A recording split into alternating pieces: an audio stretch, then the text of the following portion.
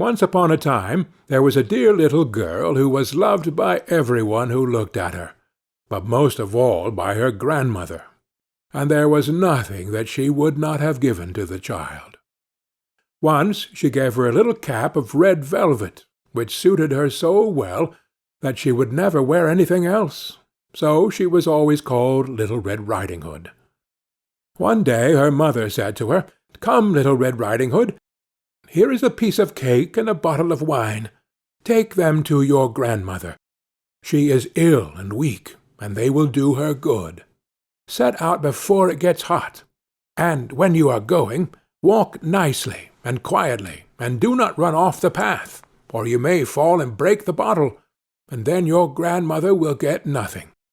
And when you go into her room, don't forget to say, 'Good morning,' and don't peep into every corner before you do it." "I will take great care," said Little Red Riding Hood to her mother, and gave her hand on it. The grandmother lived out in the wood, half a league from the village, and just as Little Red Riding Hood entered the wood, a wolf met her. Little Red Riding Hood did not know what a wicked creature he was, and was not at all afraid of him. "Good day, Little Red Riding Hood," said he.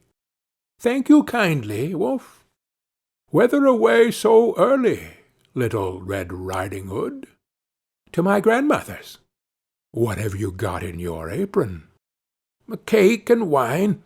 Yesterday was baking day, so poor sick grandmother is to have something good to make her stronger." "Where does your grandmother live, Little Red Riding Hood?" "A good quarter of a league farther on in the wood. Her house stands under 3 large oak trees. The nut trees are just below. You surely must know it," replied Little Red Riding Hood. The wolf thought to himself, "What a tender young creature!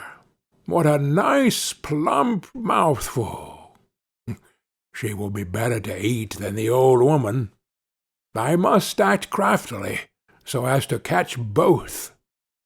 So he walked for a short time by the side of Little Red Riding Hood, and then he said, "See, Little Red Riding Hood, how pretty the flowers are about here. Why do you not look around?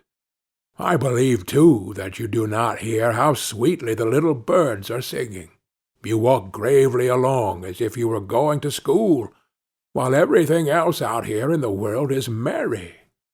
Little Red Riding Hood raised her eyes, and when she saw the sunbeams dancing here and there through the trees, and pretty flowers growing everywhere, she thought, "Suppose I take grandmother a fresh nosegay. That would please her too. It is so early in the day that I shall still get there in good time."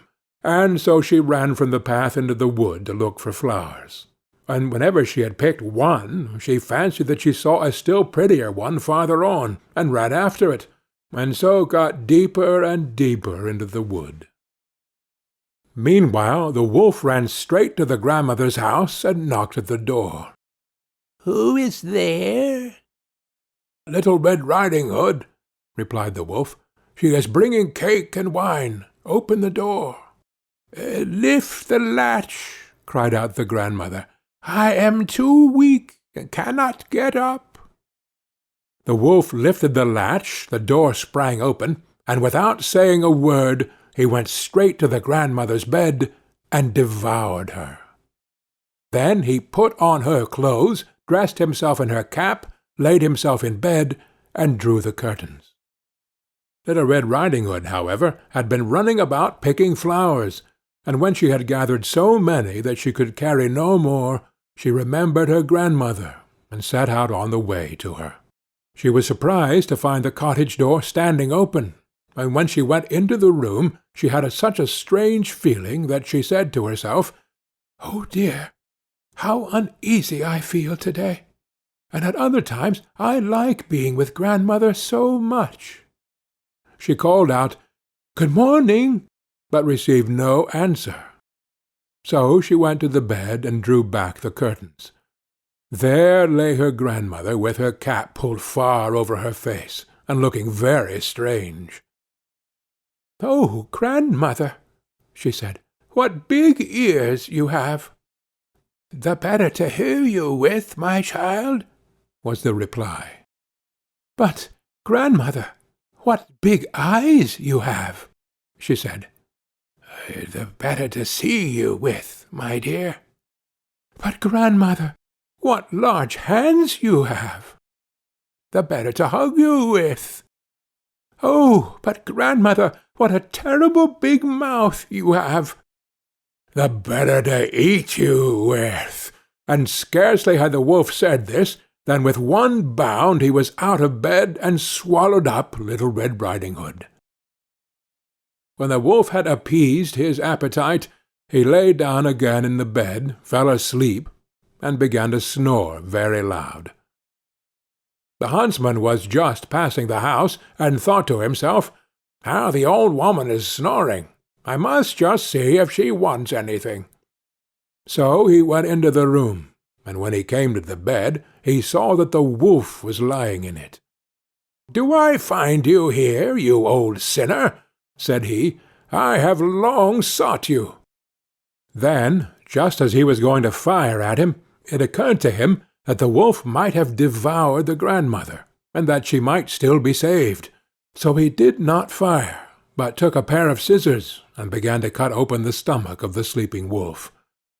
When he had made 2 snips, he saw the Little Red Riding Hood shining, and then he made 2 snips more, and the little girl sprang out, crying, "Ah, how frightened I have been!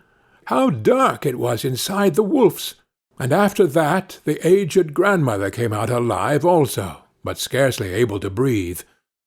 Little Red Riding Hood, however, quickly fetched great stones with which to fill the wolf's belly, and when he awoke he wanted to run away, but the stones were so heavy that he collapsed at once and fell dead. Then all 3 were delighted. The huntsman drew off the wolf's skin and went home with it. The grandmother ate the cake and drank the wine which Little Red Riding Hood had brought, and revived.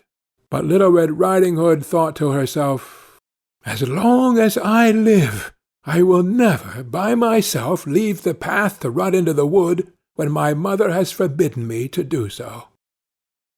It was also related that once, when Little Red Riding Hood was again taking cakes to the old grandmother, another wolf spoke to her, and tried to entice her from the path. Little Red Riding Hood, however, was on her guard, and went straight forward on her way, and told her grandmother that she had met the wolf, and that he had said good morning to her, but with such a wicked look in his eyes, that if they had not been on the public road, she was certain he would have eaten her up. "Well," said the grandmother, "we will shut the door, that he may not come in." Soon afterwards the wolf knocked, and cried, "Open the door, grandmother. I am Little Red Riding Hood, and am bringing you some cakes." But they did not speak, or open the door. So the greybeard stole twice or thrice around the house, and at last jumped on the roof, intending to wait until Little Riding Hood went home in the evening, and then to steal after her and devour her in the darkness. But the grandmother saw what was in his thoughts. In front of the house was a great stone trough, so she said to the child, "Take the pail, Little Red Riding Hood. I made some sausages yesterday, so carry the water in which I boiled them to the trough." Little Red Riding Hood carried until the great trough was quite full. Then the smell of the sausages reached the wolf, and he sniffed and peeped down, and at last stretched out his neck so far that he could no longer keep his footing, and began to slip, and slipped down from the roof straight into the great trough, and was drowned. But Little Red Riding Hood went joyously home, and no one ever did anything to harm her again.